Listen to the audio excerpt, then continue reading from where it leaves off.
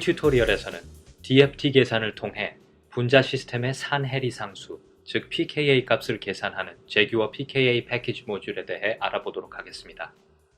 제규어 pKa는 화면에 보시는 알파 프로딘과 같은 약학 분야의 물질이나 크로모포와 같은 염료 물질, 혹은 화면에서 보시는 것과 같은 실리콘 베이스의 구조를 가진 분자 등을 포함한 다양한 분자 시스템의 pKa 값을 계산해줍니다. 또한 제규어 pKa가 탑재하고 있는 쉘 모델은 기존에 마련된 파라미터의 유무와 관계없이 다양한 분자들의 pKa 값을 계산해줍니다. pKa 모듈에 대한 보다 자세한 사항은 제규어 유저 매뉴얼에서 확인하실 수 있습니다. 이를 확인하기 위해서는 도움말 항목을 선택한 후 매뉴얼 인덱스, 제규어 유저 매뉴얼을 클릭한 뒤 13번째 챕터의 pKa Prediction Module 항목을 참조하시면 됩니다. 이제 이 세 가지 분자 구조의 pKa 값을 제규어 pKa 모듈을 통해 예측해 보도록 하겠습니다. 첫 번째 분자는 약학 계열의 분자를 대표하는 알파 프로딘 분자입니다. 이 분자의 pKa는 피페리딘 링에 위치한 아민 그룹의 반응성으로부터 결정됩니다. 이제 제규어 pKa 모듈을 실행시켜 보도록 하겠습니다. 마이스트로 환경에서는 Applications, Jaguar, pKa를 클릭합니다. Task View 모드를 사용하시는 경우 Task, pKa Prediction, Quantum Mechanical을 선택합니다. 모듈을 한번 실행시킨 이후부터는 태스크 트리에 pKa를 입력하는 것만으로 빠르게 모듈을 다시 불러올 수 있습니다. 또한 Maestro Material Science를 사용하시는 경우 Tasks, Quantum Mechanics, pKa를 선택하시면 됩니다. 이제 패널이 열리면 워크스페이스의 분자 구조를 패널로 불러오도록 합니다. 기본 설정 값을 그대로 둔 상태로 pKa 원자를 지정하도록 하겠습니다. pKa 원자의 위치는 산성 물질의 경우 산성 수소 위치, 염기성 물질의 경우 염기성 원자 위치에 해당합니다. 상황에 따라서 해당 그룹의 짝산이나 짝염기를 인풋으로 사용하는 경우 역시 짝산의 산성 수소 혹은 짝염기의 염기성 원자를 선택해 주시면 됩니다.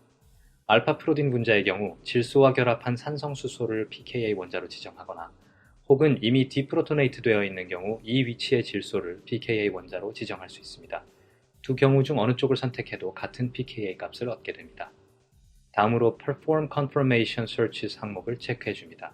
이로써 계산 시작 전 매크로 모델 엔진을 사용하여 최적화된 컨포머 구조를 찾아줄 수 있습니다. 나머지 탭에서는 기본 설정에 해당하는 수용액 조건을 그대로 사용하도록 하겠습니다.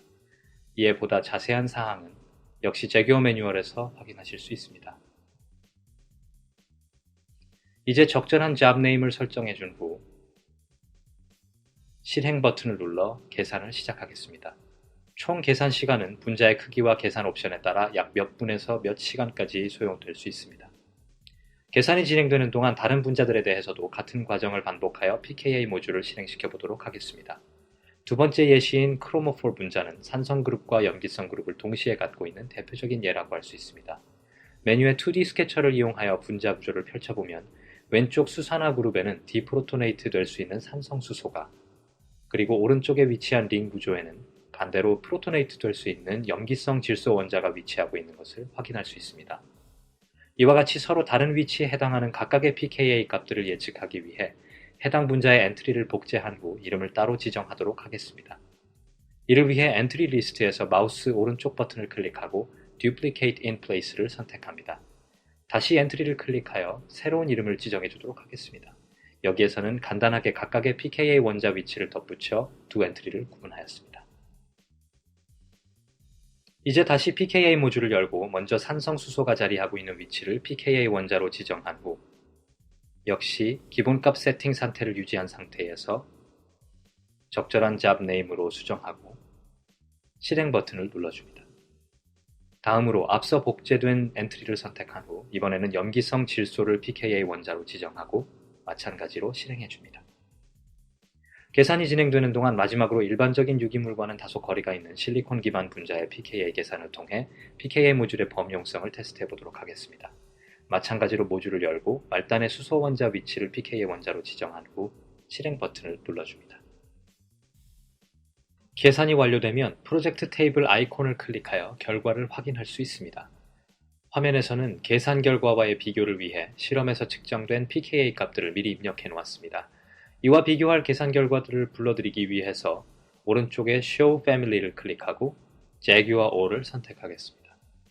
보시는 대로 실험값과 계산값이 서로 상당히 근접해 있는 것을 확인할 수 있습니다.